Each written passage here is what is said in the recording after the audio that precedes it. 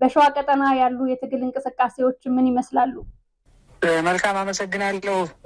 በጣም እንዳልሽው አገዛዙ በሸዋ ቀጠና ከሰሞኑ ሰፊ የሆነ እንቅስቃሴ እያደረገ ነው። በተለይም የአማራ ፋኖ ሸዋ ቀጠና በሚንቀሳቀስባቸው ቀጠናዎች ኦልሞስት ለአንድ ወር የሚጠጋ ሰፊ ዘመቻ ምናልባትም እንደው ያለማጋነን ከ15 ክፍለ ጦር በላይ በኮር ደረጃ አሰልፎ እንቅስቃሴ እያደረገ ነው። በተለይም የአማራ ፋኖ ሸዋ ቀጠና የሚንቀሳቀስበት አንዱ ትልቁ ቀጠና የከሰም ክፍለ ጦር የሚንቀሳቀስበት ነው።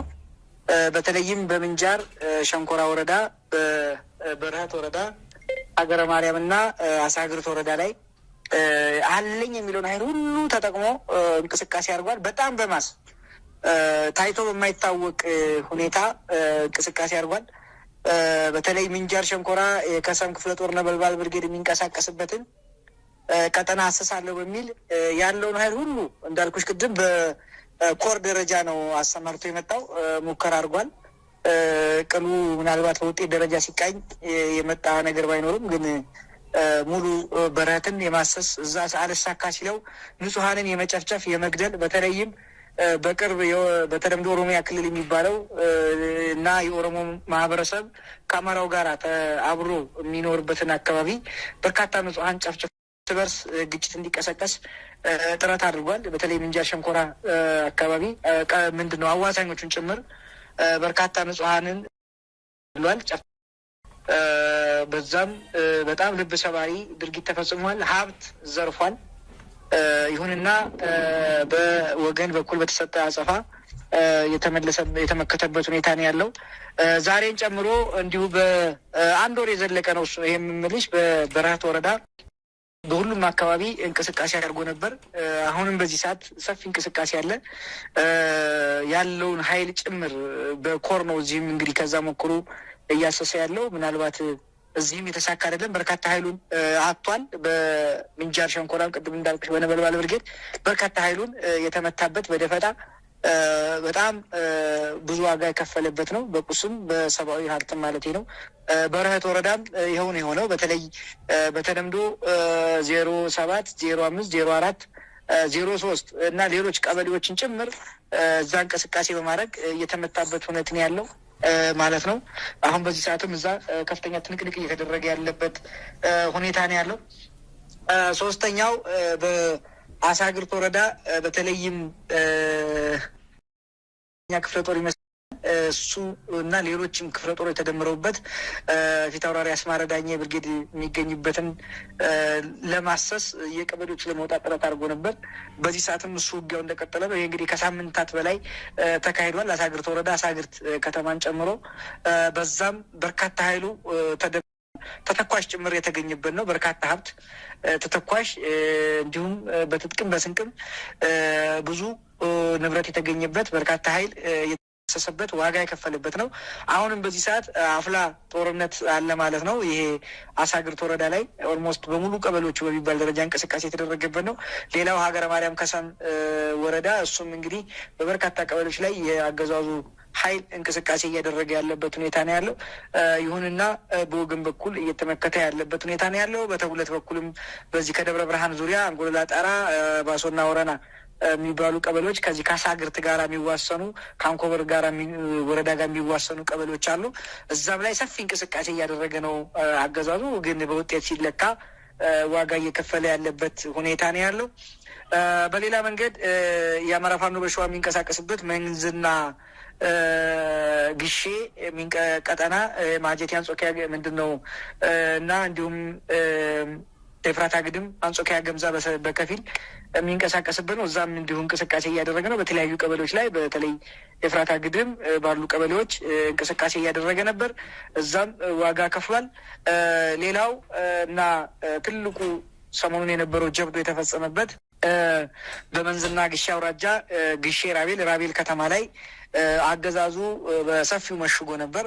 እዛ አካባቢም ወገን እሱ ከመንቀሳቀሱ በፊት ሄደው የጥምር በተለይም በቅርቡ የተመሰረተው አፋብኃ የእሱ አካል የሆነው አንደኛ አፄ ይኩኖ አምላክ ክፍለ ጦር የተወሰኑ ሻለቆች ከዛው ይፋት አካባቢ የሚንቀሳቀሱ፣ ሌላው 7 ክፍለ ጦር እንደዚሁ የተወሰኑ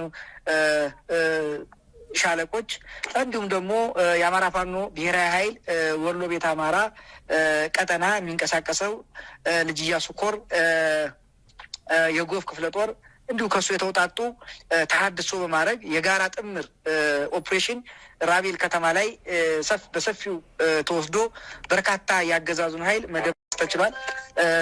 እንዲሁም መበተንም የተቻለበትና በተለይም አገዛዙ በከፍተኛ ሁኔታ ዋጋ የከፈለበት ሁኔታ ነው ያለው። ሌሎችም የመንዝ መሀል ሜዳ ዙሪያ ያሉ ቀበሌዎች ይሄ መንዝ ጌራ የሚባለው ማለት ነው በሰፊው እንቅስቃሴ በአገዛዙ ላይ ያደረግንበት ነው። እሱም ባይወጣ እኛ እየወጣን ዋጋ እንዲከፍል የተደረገበት ነው። ሌላው በመርሐቤቴ ቀጠና የሚንቀሳቀሰው ክፍለ ጦራችን እሱም በተመሳሳይ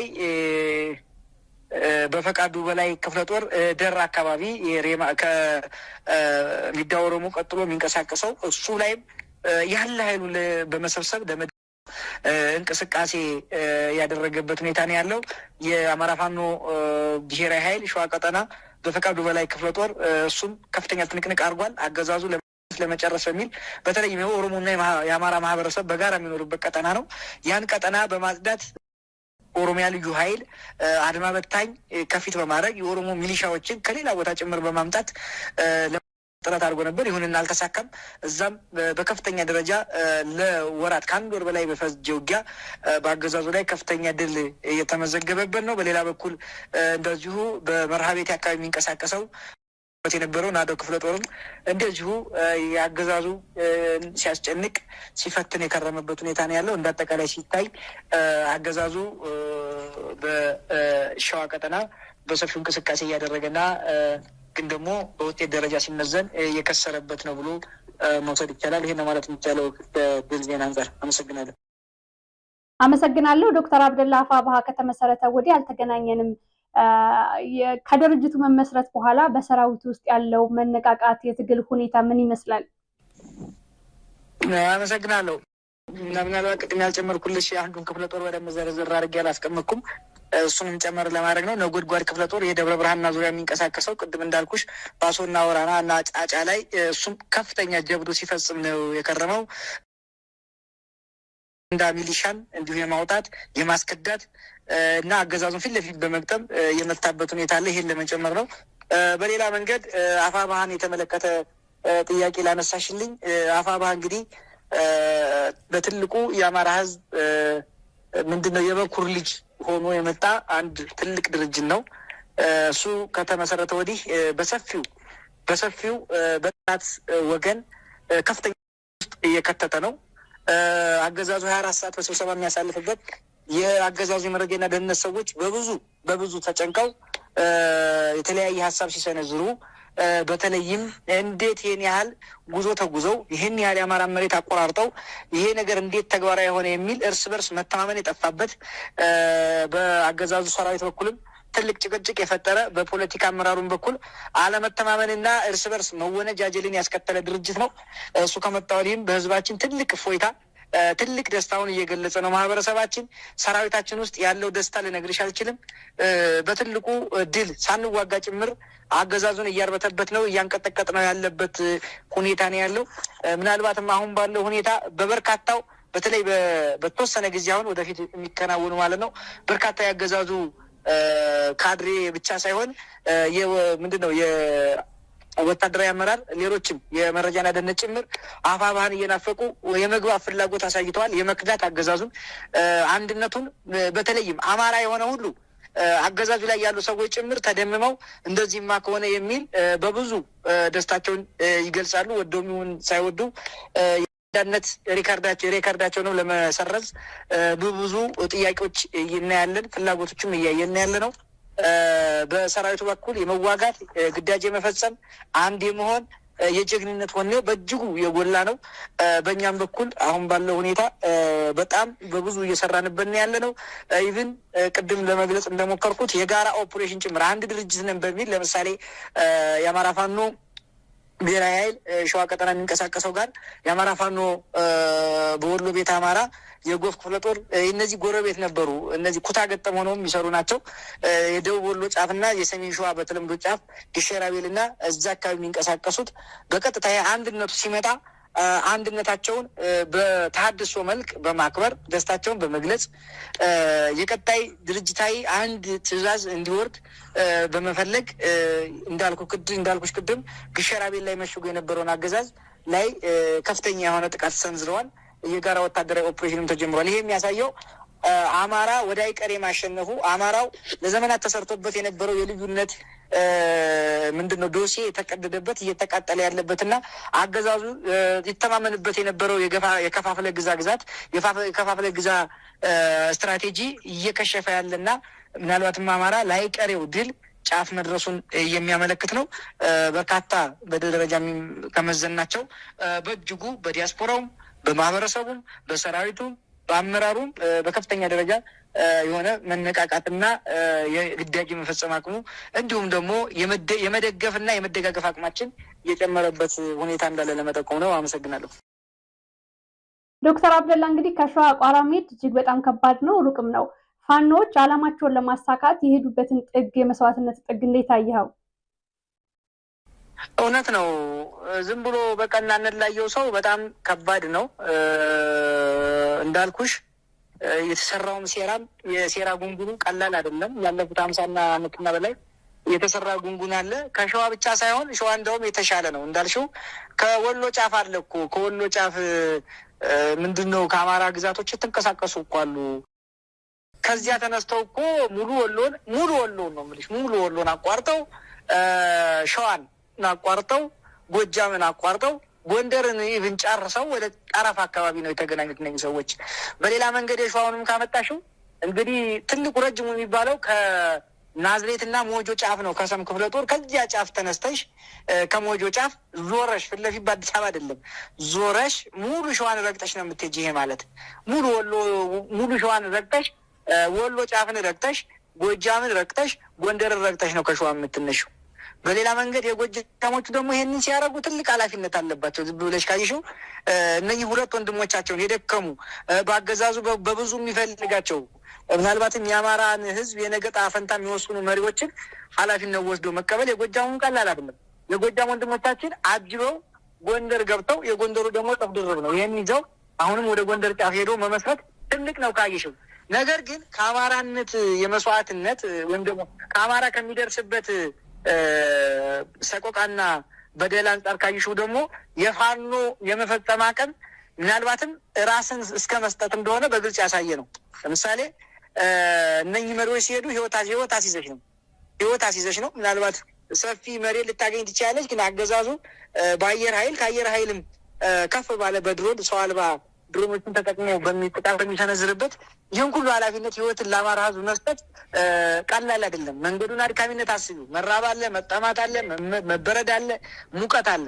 ይሄ ቀላል አይደለም። ዝም ብለሽ ካሽ ግን ደግሞ ከአማራ ህዝብ የዘመናት በደል አንጻር አማራን ነፃ ለማውጣት ስታስቢ ደግሞ ይህችን ቀላል መስዋዕት መክፈል ቀላል ነው በሚል ነው እነሱ ያደረጉት። አድርገውትልም ተሳክቶላቸዋልም። አማራን አንደርገዋል እና በትልቁ እውነት ለመናገር የአማራ ህዝብ ትልቅ የቁርጥ ቀን ልጆች ምናልባትም አማራን ድል የሚያቀርቡ የአማራ ህዝብ ወደ ድሉ ጫፍ መድረሱን የምታይበት ነው።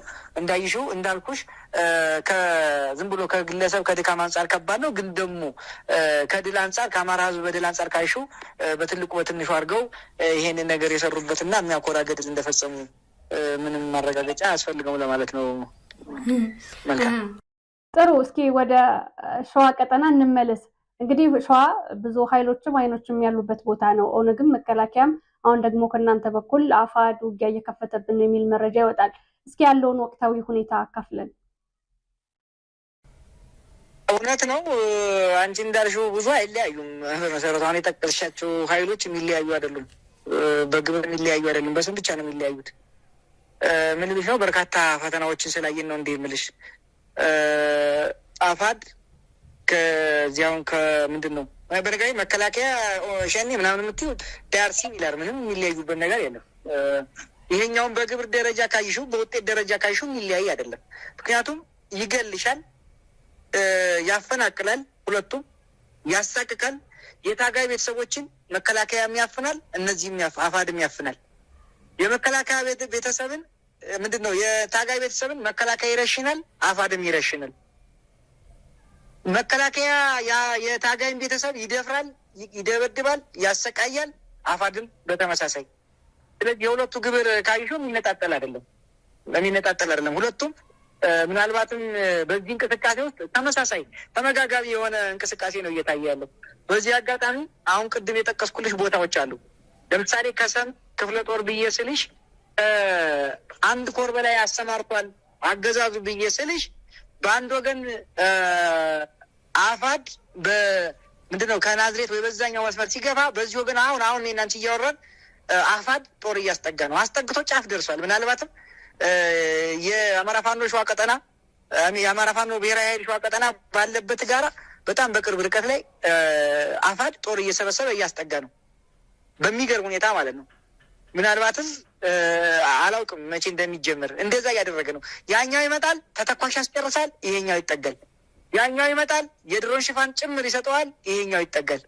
ተመሳሳይ ነው። እስካሁን ወደ 7 በዚህ ከመጋቢት 30 ጀምሮ ከ8 ጊዜ በላይ ውጊያዎች ተካሂደዋል። ተመሳሳይ ነው። ከሰም ክፍለ ጦር አሁን ያለበትና ነጎድጓድ ክፍለ ጦር ላይ እንዳልኩሽ ሙሉ ወረራ አድርጓል።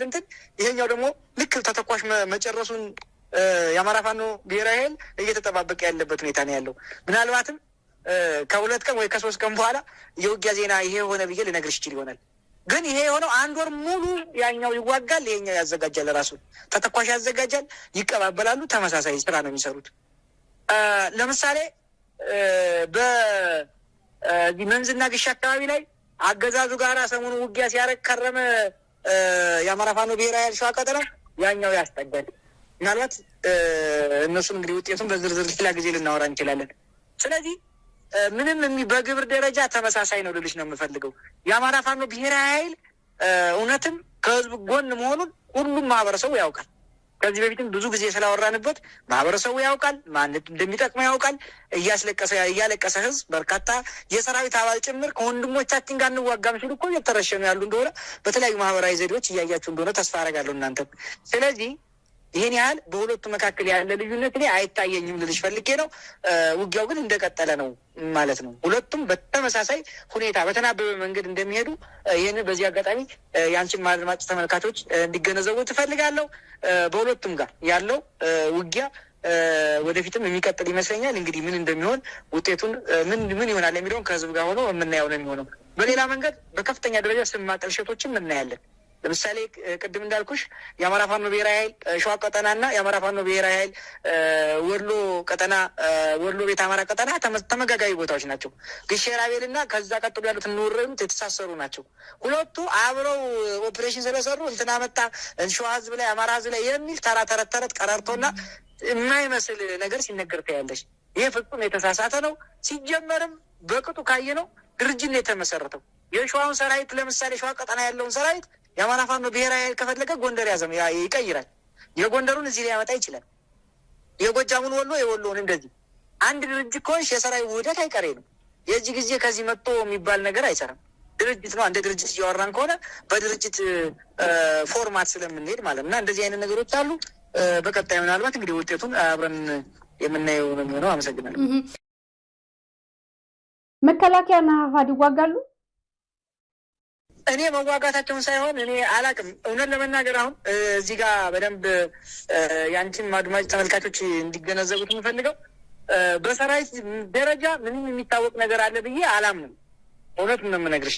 ሰራዊቱ ታጋዩ እንዲህ አይነት ጣጣ ውስጥ ገብቷል ብዬ ለመናገር እቸገራለሁ። ይገባልም የሚል እምነት የለኝም። ለምን ዋጋ እየከፈለ ያለም ስላለን። የሴራ ፖለቲካ ግን እንዳለ ደግሞ ያውቃል ብትይ ደግሞ አያውቅም። በሴራ ፖለቲካ በርካታ የሰራዊት አባላት እየተረሸኑ ጭምር ነው እያልኩሽ እኮ ነው። የሴራው አካል ናቸው ብዬ ለመናገር ይቸገራለሁ። በተለይም በዝቅተኛ አመራር ደረጃ ጭምር ያሉትን ወደ ታች ለማለት ፈልጌ ነው። ስለዚህ እስካሁን ያለው ነገር እኛ እያየን ያለ ነው። አባሉ ጭምር እንዋጋ እያለ ቦታ እያስረከቡ እንደሚሄዱ ነው የምናውቀው። በሰራዊት ደረጃ ግን አንለቅም የያዝነውን ቦታ እያለ ዋጋ፣ የህይወት ዋጋ፣ የአካል ዋጋ እንደሚከፍሉ ምንም ጥርጥር የለም። ስለዚህ ሰራዊቱ ላይ አሁንም ትልቅ ክብር ነው ያለ። እንደ አማራ ፋኖ ብሔራዊ ኃይል በታጋዩ ደረጃ በተለይም ከብርጌድ አመራር በታች ያለው ታጋይ እጅግ እየተከበረ ውድ ህይወቱን ለመክፈል ለአማራ ህዝብ ይወጣ እንደሆነ እኔ አሁንም ቢሆን በዚህ አጋጣሚ መግለጽ ፈልጋለሁ። አሁንም ግን ቆም ብሎ እንዲያስብ ፈልጋለሁ። ወንድምን ውጋ ሊለው ሲሄድ አያውቁም። ባይዘው የምነግርሽ በዚህ አጋጣሚ ስልካቸውን ይነጠቃል፣ ስልክ ይነጠቃሉ፣ መታወቂያ ጭምር ይነጠቃሉ። ስለዚህ አሁንም ቢሆን መጠየቅ መቻል አለ። ስልክ ነጥቆ መታወቂያ ነጥቆ ናተዋጋ የሚለው ካለ በዚህ አጋጣሚ መልዕክት ማስተላለፍ ስላለብኝ ነው። ለምን ብሎ መጠየቅ አለበት። በተለይ ትናንትና አርበኛ እና ራስ ደረጀ ሲያነሳ የሰማሁት ጥያቄ አለ። አንድ ሀሳብ አለ። ለምን ብለህ ጠይቅ የሚለው መጠየቅ መቻል አለበት። ወንድምን ውጋ ሊለው ሲሄድ ለምንድን ነው ወንድሙን የሚወጋው የሚል ነገር ይነሳል። ቀጣይ ሰራዊትም እንዲያነሳ እንፈልጋለን። እኛ ለምን ወንድም ላይ ለምን ለአማራ ህዝብን ታግዬ ነፃ አወጣለሁ ብሎ ወንድሙ ላይ ወንድሙን ገሎ ወንድሙን አቁስሎ የሚገኘው ትርፍ ምንድን ነው? አማራ ነፃ ይወጣሉ? እንደዚህ አይነት ነገሮች መታሰብ እንዳለባቸው አስባለሁ። በሰራዊት ደረጃም 100% ማረጋገጥ የሚቻለው የዚህ የሴራ ፖለቲካ አካል ናቸው ብሎ መናገር አይቻልም።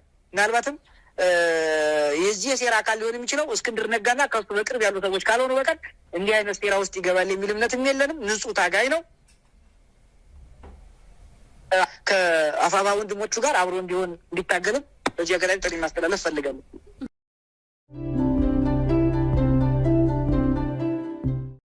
ዶክተር አብደላ አፋብኃ ከተመሰረተ በኋላ አፋድ አብረን እንስራ የሚል ጥያቄ አቅርቦ ነበረ። ይህንን ጥያቄ እንዴት አያችሁት? ልዩነቱን በሰላም የመፍታት በመነጋገር የመፍታት ሁኔታዎች አሉ። ከዚህ ጋር ተያይዞ እንግዲህ የአፋድን ጥያቄ አይተው እነሱ የሰላም ጥያቄዎች አቅርበዋል፣ እምቢ ያሉት አፋብኃዎች ናቸው የሚል አንዳንድ ነገሮችን ሰምቻለሁ። ይህንንስ እንዴት ታዩታላችሁ? አዎ እንትኑን አይተነዋል፣ በደንብ ተከታትየዋለሁ። በእንትን ደረጃ ምንድን ነው ዝም ብሎ በንግግር ደረጃ በጣም ደስ ይላል፣ ግን ውሸት ነው። የውሸት መሆኑን ነው እኔ እንደ አማራ ፋኖ ብሔራዊ ኃይል ሸዋ ቀጠና ነው ማወራሻውን እንደ አማራ ፋኖ ብሔራዊ ኃይል ሸዋ ቀጠና ያለውም አጠቃላይ አቋም እንደ ድርጅት ምናልባት አቋሙን እሱም በቀጣይ የምናደርገው ነው የሚሆነው። ነገር ግን እንደዚህ ከጠየቅሽኝ ውሸት ነው ብዬ ነው የምመልስልሽ። ውሸት ነው። የውሸትና የተራ ፕሮፓጋንዳ በመስራት የፖለቲካ ትርፍ የማግኛ ተረት ነው። በቃ ለምን መሰለሽ እንደዚህ የምልሽ፣ ለምሳሌ እንደዛ ብሎ ካሰበ አንደኛ ያፈናቸው ከፍተኛ አመራሮች አሉ። እኛ በምንም ይሁን በምን የአማራ ፋኖ ብሔራዊ ኃይል ሸዋ ቀጠና ምክትል መሪ 100 አለቃ ለመነሻው ላለ የአማራ ፋኖ ብሔራዊ ኃይል ሸዋ ቀጠና የቀጠና የተሰሰመ መምሪያ ኃላፊ አርበኛ ዳዊት ቀጸላለን። የአማራ ፋኖ ሸዋ ቀጠና የብሔራዊ ኃይል ሸዋ ቀጠና የጥናትና ስትራቴጂ መምሪያ ኃላፊው አርበኛ አንድነት ይሁን ያለ። በሌላ መንገድ በዚያ ሁኔታ ሆነው የወረሯቸው ቦታዎች አሉ። ለሀቅ፣ ለድርድር፣ ለንግግር እውነት የሸዋ አንድነት ካሳሰበው ይሄ ኃይል አፋድ ይሄ ካሳሰበው ያለምንም ቅድመ ሁኔታ እነዚህን አመራሮች ለቆ ያሳየን ነበር። ወንድሞች አይደል ያለው ለቆ ያሳየን ነበር። ለቆ በቃ እነዚህን በአብረን እንስራ ብሎ እዛ ራሻ በረሃ ላይ አስረሽ ከምታሰቃዩ አንድ ልብስ 3 ወር 4 ወር ወይም 1 ወር ሙሉ ያልተቀየረ ልብስ በረሃብ በሰቆቃ በሙቀት ራሳ እንደምታውቂው በጣም ለወባ የተጋለጠ በጣም ሞቃት ቦታ ነው ከምታሰቃዩ ወንድሞች ካል እኮ መልቀቅ ነው። ለቆ በተግባር ይገለጥ ነበር። በሌላ መንገድ በዚያ ግርግር የወረረው መሬት አለ፣ ቦታ አለ። የወረረው ስልሽ ሀብት ማለት ነው። ሀብት የተሰበሰበ ሀብት አለ፣ ማህበረሰቡ አለ። ያንን ሀብት ይመልስ። ያንን ቦታ አላግባብ የተወረረውን ሰራዊቱን ሰብስቦ ወደ ቦታ ሄድ ነበር። የእውነት ቢሆን ማለት ነው። የውሸት ስልሽ መቆጠርም ስላለብን ነው። ፋክት የውሸት ነው ምንለው ለዚህ ነው። በሌላ መንገድ እሱ ብቻ አይደለም። መልካም አሁን እኮ እየነገርኩሽ ነው። በዙሪያው ሰራዊት እያስጠጋ ነው ለውጊያ አሁን ለመግጠም ጫፍ ላይ ደርሷል። በሁሉም የኛ የአማራ ፋኖ ሸዋ ቀጠና የአማራ ፋኖ ብሔራዊ ሸዋ ቀጠና የሚንቀሳቀስባቸው በከሰምም ክፍለ ጦርም በነጎድጓድም በናደውም በቃሉ በላይም በአጼ ይኩኖ አምላክም በ7 ለ7 አሁን ባሉን በ6ቱም ክፍለ ጦሮች ላይ እና በአንድ ብርጌድ ላይ ተደጋጋሚ የሆነ ይኸው ለጥቃት እየተነዘረ ነው እያልኩሽ ነው። እንደዛ ከሆነ ለምንድን ነው ወንድምሽ ጋር የምትይው? እሱ ብቻ አይደለም ተረት የሚያደርገው ነገሩን ቀደም ሲል በአዋጅ ነው እኛን ይወጋል። ባይዘወይ በጎንደርም ወግቷል፣ በወሎም ሞክሯል። በሸዋም የመውጋት እንትኑ በአዋጅ ነው። አዋጅ አውጆ ነው። አዋጁ የህወሀት ፋኖች፣ የብአዴን ፋኖች እነዚህ ተቀጽላዎች ማጥፋት አለብን በሚል ነው የተጀመረው። መግለጫቸውን አይተሽ እንደሆነ በስም እንጂ በግብር ማንለያየው ወንድሞቻችን ነው የሚለው። መልካም ገብተሽ ማየት ትችያለሽ። መግለጫው በስም ነው እንጂ በግብር አንድ ነን። ታዲያ ትናንትና መግለጫ ምን አንድ ማውጣት ምን አስፈለገ? የህወሓት ፋኖ፣ የብአዴን ፋኖ፣ የአገዛዙ ፋኖ ሌቦች ብለሽ መፈረጅ ምን አስፈለገ? ወንድም ከሆንሽ በምግባርሽ በስም ከሆነ የምትለዩ ያን ስም መለጠፍ ምን አስፈለገ? አንድ ሁለተኛ በግብር አንድ ከሆንሽ ለምን ወጋሹ? ለምን ዋጋ ከፈሉ? ለምን እነኝን አመራሮች ታፈኑ? ወይል እንግዲህ እንደዛ ከሆነ ደግሞ ከተጸጸትን እነዚህን ነገሮች ማቆም ለምን አልተቻለም?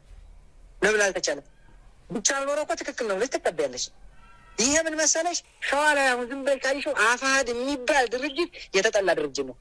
ልክ ብአዴን እንደሚባል የተጠላ ድርጅት ነው። በህዝብ ውስጥ ነው የምልሽ። እነሱም ደግሞ ይሄንን የሚያረጋግጠው ውሸት አይደለም። ይህን ሲያው ሪያክት ሊያደርጉ ይችላሉ። ውሸት ካልሆነ በጎንደርም በጎጃምም በወሎም የአማራ ፋኖ ህዝባዊ ድርጅት እንትና እዝ ብሎ አይደለም የሚዘግቡ። ዘገባውን ገብተሽ ፈልግ። በጎንደርም የአማራ ፋኖ ጎንደር ጠቅላይ ግዛት ህዝብ ብሎ ነው የሚዘግቡ። ዜናውን እዩ። በሸዋም የአማራ ፋኖ ህዝባዊ ድርጅት ሸዋ ጠቅላይ ግዛት ህዝብ ብሎ አይዘግቡ። የሚዘግቡም ብለው ነው የአማራ ፋኖ ሸዋ ጠቅላይ ግዛት ህዝብ ብለው ነው የሚዘግቡት። ወሎም ላይ በተመሳሳይ እየተጠላ ስለሆነ ሰራዊቱ ጭምር ስለማያምኑበት ነው። ባይዘወይ ሰራዊቱ ብቻ ሳይሆን እነሱ የማያምኑበት። በእስክንድርም የሚያምን የለም፣ በድርጅቱም የሚያምን የለም። ዘገባ አሁን ይሄ ዝም ብሎ ዘገባውን ተመልሶ ማየት ይቻላል። የእነሱን ዘገባዎች ሙሉ ገብተሻቸው መልካም አያምኑበትም። ይሄንን ደግሞ ያደረጉት በሚያደርጉት ክፋት ነው ከህዝብ ልብ ውስጥ የወጡት። ስለዚህ አማራጫቸው ምን መሰለሽ? አንደኛ እንዲህ አይነት ተራ ተረት በመፍጠር እነሱ ሻሉ እነኛም ቢያሉ የሚል ናሬሽን በመስራት የህዝብ ቅቡልነትን ለማግኘት የተጠቀሙበት ሜካኒዝም ነው። ሁለተኛ ወንድሞቻችን ብለው ካሉ እነኚህ ስለምን አይልም በማለት የአማራን ህዝብ ለማደናገር ነው። ህዝቡ ግን ያውቃል ከዚህ በላይ። ስለዚህ ይሄ የማይሆን ነገር ስለሆነ ነው ተረት ነው የምልሽ። ከሆነ እነዚህን ያሳዩን እስቲ። አሁን እንደኛ ማለት ነው የእውነት የምነግርሽ፣ የእውነት ለእውነተኛ ድርድር ለእውነተኛ ንግግር ችግር የለብንም እኛ። አንደኛ ነገር ከአገዛዙ ጋራ በሚገባ ከጥርጣሬ በላይ አንድ እንደሆኑ የሚያሳይ ነገር አለ። እሱን ሊንጌጃቸውን ያጥፉት፣ ያቋርጡት። ግንኙነት ነው። ምን አይነት ግንኙነት? ምን አይነት ማሳያ አለው? ግንኙነት አብሮ ይመስላል። ለምሳሌ በነበሩት ጦርነቶች ለምሳሌ መጋቢት 30 ከዛ ወዲህ ያሉ ጦርነቶች ላይ እኛ ውጊያ እያካሄድን የድሮን ሽፋን አግኝተዋል። ከ4 ጊዜ በላይ ውጊያ ልክ እነሱ ይጠጋሉ፣ እኛ ቦታ በያዝንበት የድሮን ጥቃት ተሰንዝሮብናል። 4 ጊዜ በላይ ነው የምነግርሽ። በዞ 2 ጊዜ ተሰንዝሮብናል። በዞ የሚባል ከደብረ ብርሃን 14 ኪሎ ሜትር ላይ፣ እንዲሁም ደግሞ ከሞረትና ጅሩ ወረዳ መኘት የሚባል ቦታ ላይ ናዶ ክፍለ ጦር ላይ ተሰንዝሯል። በዞ ላይ የከሰም ክፍለ ጦር እና የነጎድጓ ከ25 በላይ ህይወታቸው አልፏል። ከ10 በላይ ቁስለኞች አሉ። እነዚህን እነሱ አብረው ስለሚሰሩ ነው የሚል እምነት ነው ያለን እኛ በግልጽ ማለት ነው። ሌላው አይደለም ተተኳሽም እንደሚቀባበሉ ማስረጃዎች አሉ፣ የሚታዩ አሉ ከእነሱ ጋር። በሌላ መንገድ እንዳልኩሽ ነው። አሁን ለምሳሌ ዛሬ እየተካሄደው ከሰም ክፍለ ጦር ላይ አገዛዙ 1 ወር ሙሉ ወረራ ሲያካሄድ እነሱ ከተለያየ ቦታ ኃይል ሰብስበው አንኮበር ጫፍ ላይ ከሰምን ለመግጠም እንቅስቃሴ ላይ ናቸው። አሁን በዚህ ሰዓት ነጎድጓድና ከሰምን እሱ ብቻ አይደለም። ያለፈው ቅዳሜ በጥሩምባ ከሰም ክፍለ ጦር እርዳታ ድጋፍ ባልጠየቀበት፣ ማህበረሰቡ ባልጠየቀበት፣ እነሱ ለመውጋት ጫፍ በደረሱበት ምን ሚል ጥያቄ መጣ መሰለኝ? ህዝቡ ላይ ጥሩምባ በመምታት አንኮበር ወረዳ ህዝብ ላይ ከሰም ክፍለ ጦርና የእንትን ህዝብ ተከበበ እንድረስለት ባልተጠየቀበት ከሰም ክፍለ ጦርና ይዘው መግለጫ አውጥቷል። በዚህ አጋጣሚ ይሄ ሆን ተብሎ ህዝብን የማደናገርና የመውረር ነው። ከዚህ ድርጊታቸው መቆጠብ ነው። ሁለተኛውና መሰረታዊ ጉዳይ ለእውነት ለድርድር የእውነት ወንድሞቻችንና ተብሎ ተጸጽተው ካመጡ ባለ አግባብ የወረሩትን መሬት ቦታ ይልቀቁት። በቃ ይሄን ይልቀቁና በሀቅ ይምጡ። በሌላ መንገድ አሁን ጦር እያስጠጉ አሁንም ለውጊያ የሚገዳደሩትን ነገር ያቁሙት። ችግር የለውም። ከዛ ወዲያ መነጋገር ይቻላል። ይሄ ግን ተራ ፕሮፓጋንዳ በመንዛት ህዝብን ለማደናገር የሚደረግ እዚህ የተቀባይነት የለም። ከዚህ ማለፍ ያለ እቅድ አላቸው። ባይዘወይ ምንድን ነው ሌላው እቅዳቸው? እስክንድር ባይዘወይ በጣም መሰሪ ሰው ነው። በነገራችን ላይ በግልጽ ለመናገር እኛ ከአፋድ ወጥተናል፣ አፋድን አናውቀውም፣ እስክንድር አናውቀውም የሚል ተራ ፕሮፓጋንዳ በመንዛት የአማራን ህዝብ በተለይም የሸዋን ህዝብ ተረት ተረት ለመስራት እንትን ብሏል፣ ጨርሷል። የሸዋ ጠቅላይ ግዛት ነን እንጂ እኛ አፋድ አይደለንም ለማለት። እስክንድር ግን ከኋላ ነው ያለው። በእርግጥ እንደምታውቀውን በጎንደር ያለውን እነ አርበኛ ራስ ደረጀ በላይ የሚያቀርቡትን እያየሽ ነው። የአንድነት ጥሪ የእውነት እኔ በጣም አርበኛ ደረጃ ራሱ እውነት ነው። በዚህ አጋጣሚ ለአንቺም አድማጭ ተመልካቾችሽ በጣም ክብር ስላለኝ እንድታደርሽልኝ እንዲደርሰው ፈልጋለሁ። የእውነት ምልክት ሆኖ ነው ያገኘው። ሲያነሳውም ከሀቅ ጋር ስለሆነ ነው። አርበኛ ሰለሞን አጠና ያነሳ የነበረውን በደንብ አይቻለሁ። አርበኛ በመልኬ ሲያነሳ የነበረውን አይቻለሁ። እንደዚህ ወጥተው በሀቅ በተግባር ይገለጡ። ይቅርታ ጭምር ህዝብን ጠይቀው። ራስ ደረጀ በላይ ይቅርታ ጠይቋል። እሱ እኮ እንዳለ ተስተካክለዋል። ግን ህዝብን ማክበር ስላለ አክብረው በእውነት ይገለጡ ነው እኛ የምንለው እንጂ ይህን እስካረጉ ድረስ ምንም ሊያንት እንኳን አይደለም። ከእሱ ጋር መከላከያውን አድማ በታኙን እኮ ሚሊሻውን ይዘን አስከድተን እኮ ተሀድሶ ሰጥተን እኮ ከኛ ጋር እናታግለዋለን። ስለዚህ በተለይ ምንም የማያውቅ ታጋይ ለጀግንነት የሚሞት ምንም ሴራ ውስጥ የሌለ ሰራዊት በዚህ ልክ እኛ ልንገፋ አንችልም። ቀይ ምንጣፍ አንጥፈን የምንቀበል ነው የሚሆነው ማለት ነው። ከዛ ውጭ ግን በተራ ተረተረትና እንደው ለይምሰል ለፖለቲካ ፍጆታ ከሆነ እሱ በፍጹም ተቀባይ እንደሌለትነት እንደሌለው ይህንንም ለመግለጽ ነው። አመሰግናለሁ። አመሰግናለሁ ዶክተር አብደላ። ህዝቡስ ምን አይነት ስሜት አለው? በአፋድና በእናንተ መካከል ግጭት ሲያይ በወንድማማች መካከል ጸብ ተፈጠረ በሚል ለትግል ያለው መነሳሳት ቀንሷል? ምን አይነት ስሜት አለው? መልካም እንዳልሽው ይሄ ፌዙን አልፏል፣ ምዕራፉን ጨርሷል ማለት ነው። ይቅርታ ምዕራፉ የዚህ ምዕራፍ የወንድማማች የሚለውን ህዝቡ ለይቷል። አሁን ሸዋ ላይ ብትሄጂ ወንድማማች ምንድን ነው የሚለውን ለይቷል በደንብ ማለት ነው። ማህበረሰቡ ለይቷል፣ ታጋው ለይቷል። ወንድማማች እንዳልሆንን አውቋል። በስም ብቻ ወንድማማች እንደሆንን በግብር አንድ እንዳልሆንን በሚፈጸሙት ድርጊቶች አይቷል፣ አዝኗል። በጣም ነው ያዘነው በነገራችን ላይ። ስለዚህ አሁን ዛሬ መጥቶ ወንድማማች የሚል የሸዋ ህዝብ አታገኝ፣ የአማራም ህዝብ አታገኝ። ኢንፋክት ማን ወንድም ማን ጠቃሚ ማን ጎጂ እንደሆነ ህዝቡ ጠንቅቆ ስለሚያውቅ ማለት ነው። ማን ጸባጫሪ እንደሆነ ጠንቅቆ ስለሚያውቅ 6-7 ውጊያ ሲካሄዱ አንድን ቦታ ላይ ሄደን እኛ አልተኮስንም። ጥቂት አንድ ቦታ ላይ ሄደን አልተኮስንም። ስለዚህ ማህበረሰቡ በደንብ ስለተረዳ እንዲህ አይነት እንትን ውስጥ አይገባም። እኛ አሁን ዝም ብሎ ካነሳሽ ሌላ አይቀር እንጂ ማህበረሰቡ ይህን ተራ ፕሮፓጋንዳ ወይም ለእኔ የምናገረውን እንዲህ አይደለም፣ በተግባር አይቶ መዝኖ ገምግሞ ስለጨረሰ ይህን ያህል እንዲሰማም አይደለም ያውቀዋል ማለት ነው። ስለዚህ በህዝባችን አንገቱን ደፍቷል፣ ተቀይሟል። ያው እያይሾ ስለሆነ የመክዳቱን ምኑንም ስለምታይ አፋድ ውስጥ ያለው ኃይል ምን ያህሉ እንደከዳ ምን ያህል ክፍለ ጦር ባይዘዌ አፋድ ሲባል ጠቅል ስለሆነ ስለሚያይ ህዝቡ በማተስፋ እንዳለው በማተስፋ እንደቆረጠ በደንብ ለይቶ ያወቀበት ሁኔታ ነው ያለው።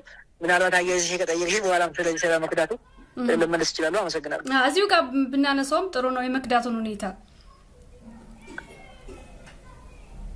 ጥሩ እየከዳ የለም ባይዘወይ በደንብ መታወቅ አለበት።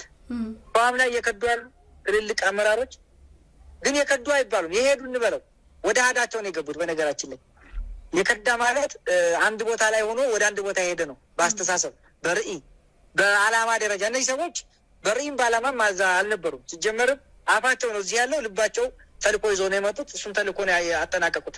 ስለዚህ ተልኳቸውን አጠናቀው ወደ መጡበት ቤታቸው ነው የመጡት የሄዱት እንጂ ፋኖ የነበሩ ሰዎች አልሄዱም። ፋኖ ያልነበሩ ሰዎች ሄደዋል። ምናልባት አሳዛኝ የሚያደርገው እናቶች ቁሮ ሽጠው ጭራሮ ሽጠው ጠላ ሽጠው በድህነት ማቀው የገዙትን የቡድን እና የነፍስ ወከፍ መሳሪያ ያሰለጠኑትን እየመገቡ እያበሉ እያጠጡ ያሰለጠኑትን ምንም የማያውቅ ንጹህ ታጋይ በማስበለታቸው ይህ አሳዛኝ ሊሆን ይችላል። ከዛ በዘለለ ግን የሄዱት ድሮም የኛም የህዝብ አልነበሩም፣ ፋኖም አልነበሩም። ወደ ነበራቸው አሃዳቸው ግዳጃቸውን ጨርሰው ሄዱ ናቸው ብዬ ነው ማለት እንችለው። አመሰግናለሁ። በርካታ ነገሮችን አንስተናል ዶክተር አብደላ። የአማራ ፋኖ ብሔራዊ ኃይል በሸዋ ቀጠና ያለው ወታደራዊ ቁመና ምን ይመስላል? መልካም እንዳልኩሽ ነው። በጣም መነቃቃት አለ። በተለይ በአደረጃጀት ደረጃ የአማራ ፋኖ ብሔራዊ ሸዋ ቀጠና በጣም ራሱን እያጠነከረ እያበረታ ነው ያለው። ምናልባትም አፋባ ከተመሰረተ ወዲህ ይፋ ያደረግነው ማደረጃጀት አለ። ምናልባት ቀደም ሲል የነበረ አለ። 2 ክፍለ ጦሮችና 1 ብርጌድ ወደ አፋባ የተቀላቀሉበት ሁኔታ አለ። በጣም አንጋፋ ብርጌዶች ናቸው።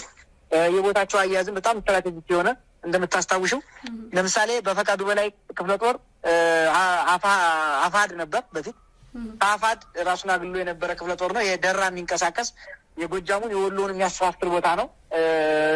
ታውቂዋለች። በጣም ጠቃሚ የሆነ ቦታ፣ አደረጃጀቱም በጣም ጠንካራ አቅም ያላቸው በትግል ተፈትነው የወጡ ምናልባትም ሸዋ ላይ የፋኖ አደረጃጀት ፎርም ይዞ ቅርጽ ይዞ እንዲወጣ በማሰልጠን ወታደራዊ ዶክትሪን በመስጠት የሚታወቁ እንቁ ልጆች ናቸው። እና አርበኛ ሽመልስ እና አርበኛ ስለሺ ምናልባትም የ2013ቱ ግጭት ከመቀስቀሱ በፊትም በደራ አስመላሽ ኮሚቴ ውስጥ ዋጋ የከፈሉ ሲታገሉ ሲሰቃዩ በስር የነበሩ ናቸው።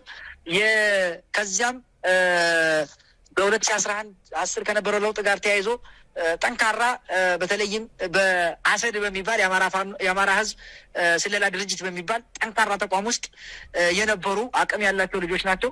ከዛም የአማራ ፋኖ 2013 ላይ ከሰሜኑ ጦርነት ጋር በተያያዘ ፎርም ይዞ ቅርጽ ያለው እንዲሆን እንዲደራጅ በማሰልጠን በተለይ አርበኛ ስለሺና አርበኛ ሽመልስ ንጉሴ በማሰልጠን አጣዬ ላይ የሸዋን ወጣት ቅርጽ ይዞ በአደረጃጀት እንዲሄድ ያደረጉ ዋጋ የከፈሉ ጠንካራ ልጆች ናቸው።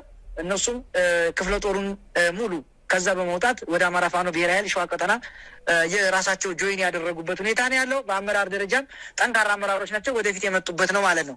በሌላ መንገድ 7 ክፍለ ጦር አፋድ ውስጥ አንዱ ከሚባሉ ጠንካራ ክፍለ ጦሮች ውስጥ አንዷ እሷ ነች። እሷም ድርጅታችንን የተቀላቀለችበት መቀላቀል ብቻ ሳይሆን ቅድም እንዳልኩሽ በባህር ዳር በተለያዩ እስር ቤቶች በተለይም የአማራ ፋኖ እንቅስቃሴን በመደገፍ ሲታገሉ የነበረው አርበኛ ስለሺ አርበኛ ኢሳያስ ባህር ዳር ጭምር ብዙ ዋጋ የከፈለ በመታሰር በመሰቃየት ቅድም እንዳልኩሽ ከቅድሞቹ ጓዶቹ ጋር በመሆን የፋኖን እንቅስቃሴ ትግል በሸዋ ቅርጽ ይዞ እንዲሄድ በማድረግ በማደራጀት በማሰልጠን የሚታወቅ ሰው ነው። እዛም በአፋድ ውስጥ የዘመቻ መምሪያ ኃላፊ የነበረ ነው። እሱም ከነ ክፍለ ጦሩ በመምጣት ወደፊት መጥቶ የአማራ ፋኖ ብሔራዊ ሸዋ ቀጠናን የኃላፊነት ቦታ በምክትል ጭምር ሪፎርም ተሰርቶ ወደ ስራ የገባበት ነው። ሌላው በማህበረሰቡም እንደዚሁ ነው። በሰራዊቱም ትልቅ ስራ የተሰራበት ምናልባት አፋድ አዳከምኩት እንዲያደረግኩት በተንኩ ቢልም በዚህኛው በኩል ግን በትልቁ የተጠናከረበት እንዲሁም በሌላ መንገድ ሌላም እንዲሁ አንድ ተጨማሪ ብርጌድ ወደዚህ ተቀላቅሎ የመጣበትና በትልቁ ስራዎች እየሰራን ራሱን እያበቃ እያጠናከረ ያለበት ለቀጣይ ግዳጆች ራሱን በትክክል ያስቀመጠበት በማህበረሰቡ ዘንድ ትልቅ ቅቡልነት ያገኘበት ጊዜ መሆኑ ነው መጠቆም የፈለኩት። ዶክተር አብደላ የደራ አውራ ጎዳናና ህወሓት በኃይል ወደ ኦሮሚያ ክልል ያጠቃልላቸው የሸዋ አካባቢዎች አሁን ያሉበት ሁኔታ ምን ይመስላል? አሁን የጠቀስካቸው ታጋዮች ስለ ደራና ስለ አካባቢው ለረዥም ጊዜ ሲታገሉ በሰላማዊ መንገድም ሲታገሉ አውቃቸዋለሁ። አሁን ያለው ሁኔታ ምን ይመስላል? እንደውም ቅድም መከላከያና ኦነግ ብዬ ጠቅሻለሁ። ያው የተለያዩ ናቸው ማለት ሳይሆን ብዙ ጊዜ በደራና በአውራ ጎዳና በዛ አካባቢ ባለው በቀጠናው የሚመጡት ኦነግ በሚል ስም ስለሆነ ነው። አሁን ያለው ወቅታዊ ሁኔታ ምን ይመስላል? አይ ገብቶኛል ሀሳብ ግን ተመሳሳይ በግብር ተመሳሳይ ስለሆኑ ነው ያሉዋቸው ምንም አንድ አይነት ናቸው። በዛ በኩል ያለው ጠንካራ እንቅስቃሴ ነው ያለው። እንዳልኩሽ ደራ ላይ ትልቅ አቅም ናቸው። በተለይ እነዚህ አርበኞች አሁን ለደራ ብቻ ሳይሆን ሸዋን አማራንን በማሻገር በነገራችን ላይ እና አርበኛ ሽመልስ ንጉሴ የሰሩት ትልቅ ስራ አለ። ለምሳሌ በጎጃም በጎንደር በወሎ ሄደው እኮ የአንድነት አርበኝነት የተላብሰው እኮ ብዙ ዋጋ የከፈሉ ነው። ምናልባትም ለአፋባ መመስረትና እውን መሆንም ትልቅ ሚና የነበራቸው ሰዎች ናቸው። በግልጽ ለመናገር ማለት ነው። ትልቅ ሚና የነበራቸው ትልቅ በውጤት ደረጃ የሚለካ የእነሱ ወደኋላ የሚቀር አይደለም። አርበኛ ስለሺም በይው አርበኛ ሽመልስ አርበኛ ኢሳያስም ጭምር በተለይ የአፋድን ጉድ ዝርግፍ በማድረግ ትክክል አይደለም ብሎ ረግጦ በመውጣት ኃላፊነቱን ጭምር አስቀንጥሮ በመጣል የሰሩት ስራ ቀላል የሚባል አይደለም። እዛ አካባቢ ደራ አካባቢ ላይ እንኳን ዛሬ ትናንት ባዷቸውን ሆኖ ሲያታገሉ የነበሩ ልጆች ናቸው። ስለዚህ እዛ ቦታ ላይ ያለውን በጣም የጠነከረ ነው። ቀጠና የተሰሰሩ እጅግ የሚያኮራ ነው። በዚያ ደረጃ ነው። በምንጃርም በኩል አሁን ማልጠቅሰልሽ ለዚህ ሚዲያ የማይበጅ ነው እንጂ ምናልባትም ቲፒኤልኤፍ ወይም ቀድሞ በጉልበዶቹም በርካታ ቦታዎች ላይ ትልቅ ስራ እየተሰራ ነው ያለው ከአውራ ጎዳና ጋር በተያያዘ። በነገራችን ላይ አውራ ጎዳና ላይ እነሱ ያን ጥቁር አስፋልቱን የጅቡቲን መያዝ ስላለባቸው ነው። እሱ በውጤት ደረጃ በኋላ በተግባር ቢገለጥ ጥሩ ነው። ግን አገዛዙ ይሄን ለማድረግ በዛ በቅርብ ያሉ አማራዎችን ሁሉ መረጃ ትሰጣላችሁ እንዲህ ታደርጋችሁ ማለት የማፈናቀል የመግደል ንብረት የማውደም ስራ ላይ ተያይዞታል። ይሳካሉ አይሳካም ወይ እሱ በቀጣይ በውጤት ደረጃ ነው የሚገለጸው። ከዛ ውጭ ግን እነኚህ ጀግና አርበኛ ታጋዮች በትልቁ ስራ እየሰሩ ነው። ምናልባትም በቅርቡ በውጤት ደረጃ የምንገናኝ ይመስለኛል ብዬ ለመግለጽ ያህል። ከትግል ሜዳ ውጭ ያለው የትግሉ ደጋፊ ምን ማድረግ አለበት በሚል ምክር ሀሳብ ተቀባብለን እንሰነባበት። አመሰግናለሁ። እንግዲህ የአማራ ፋኖ ብሔራዊ ኃይል በጣም ለጋ፣ በጣም የፋፋ፣ በጣም በቃ ምን ልበልሽ ተነካሹ ሊበላሽ የሚችል ዱላ ካለፈበት በጣም በስስት የምናየው እንዳያርፍበት በስስት የምናየው ድርጅት ነው። ስለዚህ እኔ መልእክት ማስተላለፍ የምፈልገው በተለይም በሚዲያው ዘርፍ እና በዲያስፖራው ዘንድ ላሉ ወንድም እህቶች ነው። እንደው ልመና ጭምር ነው የማቀርበው በዚህ አጋጣሚ። ምናልባትም አንዳንዱ በብልጽግና ውስጥ ተጀቡሮ ጭምር የአንዱን ክፍለ ሀገር ጠበቃ በመሆን መሪዎችን ለመከፋፈል፣ ጠቅላይ ግዛቶችን ለመከፋፈል የሚደረግ ሰፊ እንቅስቃሴ አለ። በተለይ በማህበራዊ ሚዲያ ተጠቃሚዎች በኩል ያለው ነገር ተገቢ አይደለም። የሸዋን ስም ይዞ የጎንደርን ከሰደበ እኔን ደገፈኝ አልልም። የጎንደርን ስም ይዞ የሸዋ ወንድሙን የወሎ ወንድሙን ከዘለፈ ትክክል አይደለም። በጎጃም ስም ወይ በጎጃም ሰው ፕሮፋይል አድርጎ ሌላውን የሚሰድብ ከሆነ ትክክል አይደለም። አይጠቅመውም። መሬት ላይ ያለው እውነት እሱ ስላልሆነ፣ ስለዚህ ወንድምነቶቻችን ከእንዲህ አይነት አፍራሽ ድርጊት ተቆጠቡ ነው የመጀመሪያ ልመናዬ። ተቆጠቡ። ምናልባትም ሸዋ ተቀምጦ በሸዋ ስም ተጀብኖ ሸዋ አብደላን ሲያጀግን፣ ደሳለኝን ሲያጀግን፣ ሌላውን ሲያኮስስ የሚውል ካለ አብደላን ወይ ደሳለኝን ወይ ሌላውን ሀይል ወንድም እየገደሉት መሆኑን መረዳት ያስፈልጋል። አይጠቅምም። የሚጠቅመን አንድ አማራ ነው ያለን፣ 4 አማራ የለንም። እኩል ተጋግዘን አንዳችን ያጋ ያለውን ክፍተት አንዳችን ደግፈን የምንሄድበት ነው። በአክቲቪስት ደረጃ በተለያየ ጎራ ተሰብስበው ሲጨቃጨቁ፣ ሲነታረኩ፣ ሲደባደቡ የሚውሉት ነገር አለ። ይሄ ትክክል አይደለም። እኛ ጋር 0.01 ልዩነት የለም። በአርበኛ ዘመንና በአርበኛ ዋርካው መሪ ወዳጆ በኩል 0.01 ኢንች ልዩነት የለም። በአርበኛ ኢንጂነር ደሳለኝ ወይ በአርበኛ ሀብቴ ወልዴ፣ በአርበኛ ዘመነ፣ በአርበኛ ዋርካው ልዩነት የለም። እንዳለ ተደርጎ አንዱን ከፍ አንዱን ዝቅ ለማድረግ የሚደረግ ነገር የትም አያደርስም። ኦኬ የተለያዩ ናቸው ብለን ሸዋን ብቻውን አሳድገን የምናሸንፈው ትግል አለ እንዴ? ጎጃምን ጎንደርን ለየብቻ ይዘን ሄደን የምናሸንፈው ትግል አለ እንዴ? ወሎን ብቻ ይዘን ሄደን የምናሸንፈው ትግል አለ እንዴ? የለም። እሌለ ደግሞ አደብ መግዛት ያስፈልጋል። በቃ ከደገፋችሁ ግለሰብ ተኮር ሳይሆን ድርጅቱን ደግፉ። ክፍተቶች ካሉ፣ ችግሮች ካሉ በድርጅት ደረጃ ይተች፣ አስተያየት ይሰጥ፣ አመራሮች ጋር ካለ እንዲስተካከል ይደረጋል። ከዛ ውጭ ግን በተራ ጫጫታና በተራ እውቀት የሚቀያየም አመራር የለም፣ የሚበላሽም ስራ የለም። ስለዚህ እንዳይም ብሌናችን መጠበቅ እንዳለብን ማወቅ አለብን ብዬ አስባለሁ።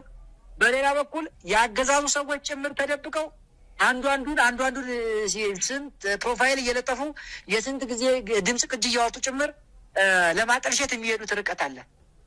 ብልጽግናዎች አይሆንም፣ አይሳካም። ይሄ ነው የምንላችሁ፣ አይሳካም። ማንም አያፈርሰውም። ካሁን በኋላ የአማራ ፋኖ ብሔራዊ ኃይልን ሊመነቅረው የሚችል ነገር የለም። በአሰራር ክፍተቶች አይፈጠሩም አይባሉም፣ ሊፈጠር ይችላል። እሱን ደግሞ እናርመዋለን። ምንም ችግር የለውም። አሰራር አለን፣ ስርዓት አለን። መሪዎቹ ወንድሞቻችን እኛን ጨምሮ የመነጋገር ብሂሉ በትልቁ አለን።